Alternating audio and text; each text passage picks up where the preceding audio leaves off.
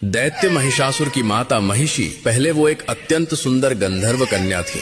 बाद में वो एक भैंसिनी बनी। पहले उनकी सुंदरता इतनी अद्भुत थी कि अप्सराएं भी उनके सामने फीकी लगती थीं। एक दिन महिषी अपनी सहेलियों के साथ एक सुंदर तालाब में मस्ती कर रही थीं। सभी एक दूसरे के ऊपर पानी उठाकर हंसी ठठोली वे सब मग्न थीं। तभी महिषी की दृष्टि पास ही बैठे एक ऋषि पर पड़ी जो ध्यान मग्न होकर तपस्या कर रहे थे। महिषी के मन में शरारत सूझी। वो धीरे से ऋषि के पास जाकर जानबूझकर कीचड़ भरा पानी ऋषि के ऊपर उछालने लगी, जिससे ऋषि का ध्यान भंग हो गया। ऋषि ने जब नेत्र खोले तो उस गंधर्व कन्या की हरकत देखकर क्रोधित हो उठे। ऋषि ने कहा, हे गंधर्व कन्या, तुमने मेरे साथ ये ठीक नहीं किया। तुमने बिना कारण मुझे कीचड़ युक्त कर दिया और मेरी तपस्या भंग की। ऐसा घिनौनी हरकत तो केवल एक भैंस ही करती है। इसलिए मैं तुम्हें श्राप देता हूँ कि आज से तुम एक भैंस बन जाओगी। कन्या भयभीत होकर हाथ जोड़ने लगी और क्षमा याचना करते हुए बोली, भगवान, मैं अपनी भूल स्वीकार करती हूँ। कृपा करके मुझे इस श्राप से मुक्ति दें। तभी ऋषि का क्रोध शांत हुआ और उन्होंने कहा,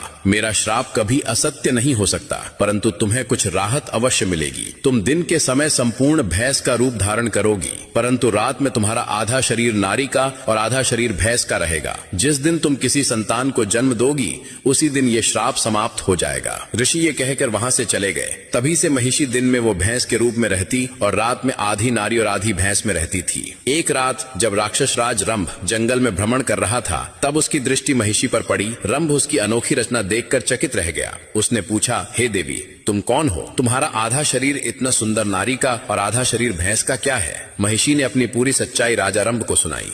रंभ उसकी बातों से मोहित हो गया और एकांत में उससे विवाह कर लिया। कुछ समय बाद महिषी गर्भवती हो गई। उसी बीच रंभ ने देवताओं पर आक्रमण किया, परंतु युद्ध में रंभ मारा गया। रंभ के निधन के बाद महिषी ने एक बालक को जन्म दिया, जिसका आधा शरीर भैंस का और आधा शरीर राक्षस का था। उसी कारण उसका नाम महिषासुर पड़ा। लेकिन वह अपनी इच्छा अनुसार कभी पूर्ण राक्षस का रूप ले सकता था और कभी विशाल भैंस का रूप ले सकता था। आगे चलकर महिषासुर इतना शक्तिशाली हो गया कि स्वयं माता दुर्गा ने उसका वध कर दिया। अब माता दुर्गा को अपने दिल से मानने वाले भक्त कमेंट में जय माता दुर्गा अवश्य लिखें।